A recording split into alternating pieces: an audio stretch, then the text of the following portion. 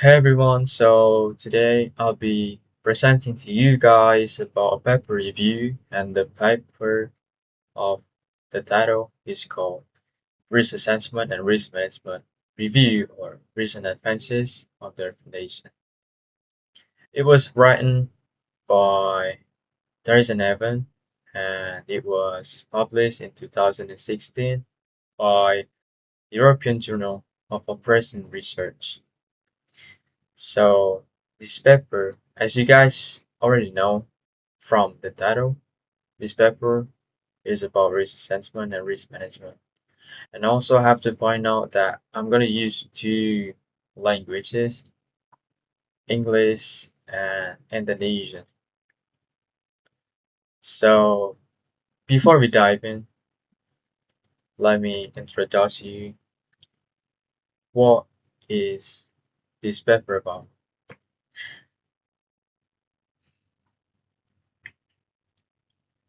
Okay, so risk assessment and management began scientific field just 30 or 40 years ago, so it's pretty much young.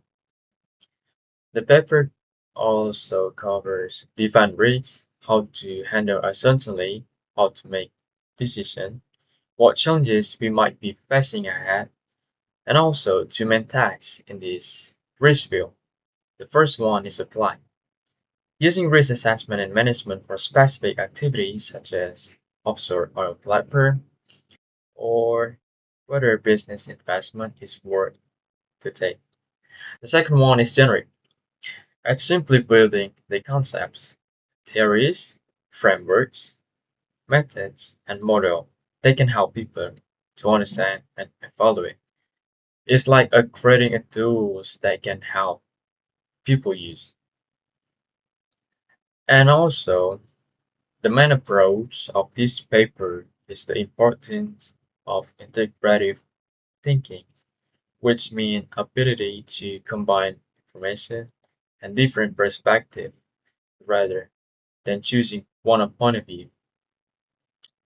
Jadi artinya tuh pada paper ini pendekatan yang digunakan adalah integrative thinking yang mana mengkombinasikan antara informasi dan perspektif yang berbeda dari sumber manapun alih-alih memilih satu point of view. So the second one is how risk-based decisions are actually made. So on this paper, the writer point out that there are 5 steps. The first one is the evidence. So simply it's like gathering all the information from the different resources. Second one is knowledge base, building a pool of facts and expert belief validated. The third is broad risk evaluation. So the expert is going to judge how big or serious the risk really is. The fourth is decision makers review. Decision makers add values, costs, and broader to risk. The last one is the decision informed by science and human judgment. So the expert or the human is gonna make a decision on the last step. Jadi ada 5 step dari bagaimana resiko itu dibuat. Yang pertama ada evidence. Jadi kita di sana aktivitasnya itu mengumpulkan data. Yang kedua adalah knowledge base. Yang ketiga ada broad risk evaluation. Jadi expert itu akan menjelaskan bagaimana itu seriusnya resiko. Yang keempat, decision makers review. Jadi si decision makernya akan menambahkan nilai pada resiko tertentu yang mungkin akan dihadapi ke depannya. Yang kelima adalah decision atau membuat keputusan oleh seorang decision maker yang telah direview di step keempat tadi. So the next one is definition of risk on the SRA 2015A. So on the SRA 2015A, there are a few definition of risk. So the first one is the chance that something bad might be happening. Second one is the possibility that an event leads to results you really don't want. See, being in a situation where you're not sure if you are going to lose something, for what could happen as a result of doing something and how unsure you are about it. E, not knowing how bad things could get when doing something that matters to people. The specific bad outcomes that might be happen for an activity and how uncertain those outcomes are. And G, of what things could go from what you originally planned or expected and how unsure you are about that gap. So ada beberapa definisi dari SRE 2015E ini. Yang pertama itu saya akan sebutkan beberapa saja. Yang pertama itu ada kemungkinan sesuatu akan terjadi. Kedua ada kemungkinan bahwa suatu event akan menghasilkan sesuatu yang tidak diinginkan. So the next one is risk matrix. On the risk, it also has a matrix. There are a few metrics on this paper. First one is how likely something bad happens multiplied by how bad it will be. Second one is the triplet called SBC. So S stands for every possibility scenario. P stands for you know how likely it is happen, and C and what the outcome will be. The third one is triplet CQK. So C is like what happened things might be happening. Q, how uncertain you are about it. And K and what background knowledge you have to support your judgment. 4, on average, how much damage or loss you'd expect. For example, on average, how many people might get hurt or killed in a given time period. Second, chance of danger happen multiplied by chance something is in the way multiplied by how bad the damage will be. The third one is on average how much overall negative impact you'd suffer. And the last one is a range of possible damage levels drawn out from best case to worst case to show which outcomes are more or less likely happen. So, and the next one is the three main strategies to manage risk. The first is risk informed strategy. It's simply you look at the numbers and facts first, then decide what to do. Second one is cautionary or precautionary strategies. Even if you're not sure what something bad would happen, you still protect yourself just in case. Such as like you set up backward system, add extra software, and make sure you are ready if things go wrong. And also the most important skill here is being able to notice small warnings, signs early before a small problem turns into a big problem. And the third one is discursive strategy. So what is discursive strategy? So it's simply you build trust by being open and honest with everyone involved. So ada tiga strategi utama dalam memanage resiko. Yang pertama dari sisi inform strategi itu seperti melihat number dan fakta terlebih dahulu sebelum memutuskan apa yang akan dilakukan. Yang kedua itu cautionary atau precautionary strategi. Jadi seperti jika kamu nggak yakin kalau sesuatu itu akan terjadi, tapi masih protect just in case.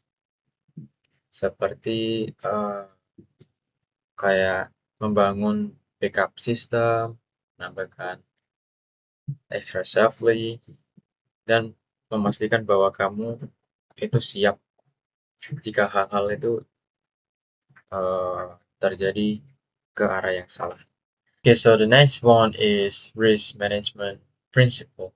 So they are a few principles on this paper. So the first one is precautionary.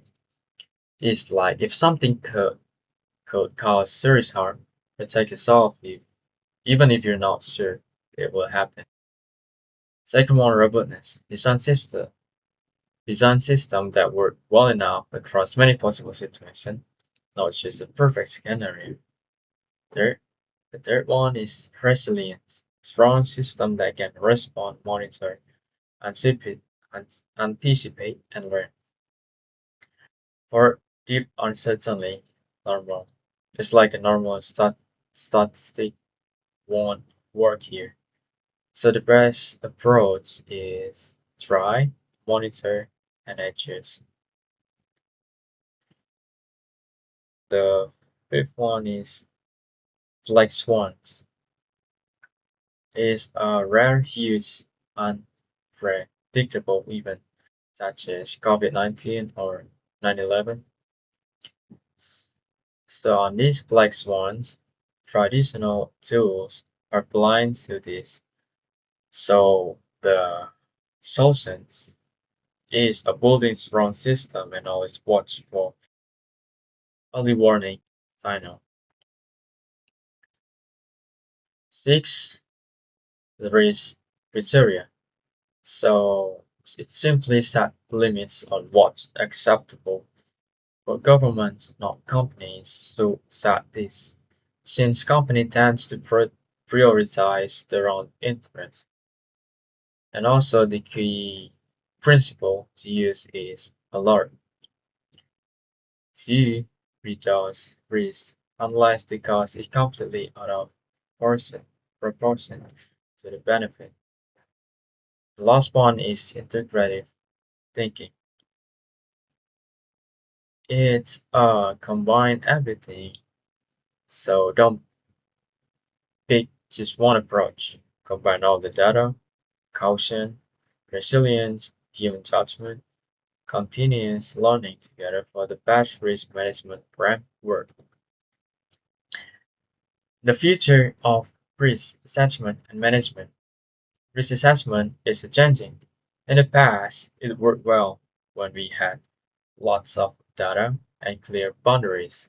But today, we are dealing with more uncertainty and unpredictability than ever before. So the old method don't always work anymore. The big shift happening now, moving away from trying to predict risk perfectly. Second, moving toward understanding what we know and we don't know. Third, focusing on dynamic, like flexible, real-time risk management instead of static methods. Emerging risks are a growing concern. These are risks where our knowledge is still weak, but they are early signs that something new and possibly serious could happen. Think of them as early warning signals.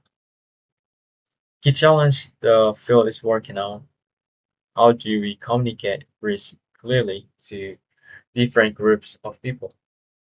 How do we make fair decisions that also consider future generations? How do we show that what we don't know without misleading people? Or how do we improve expert judgment and make it more reliable? 5. How do we figure out how close a near miss was to an actual disaster? So it all came out with the conclusion. The last one is the conclusion. First, the foundation still has some weak spots, like mission race has just a single number, or probability.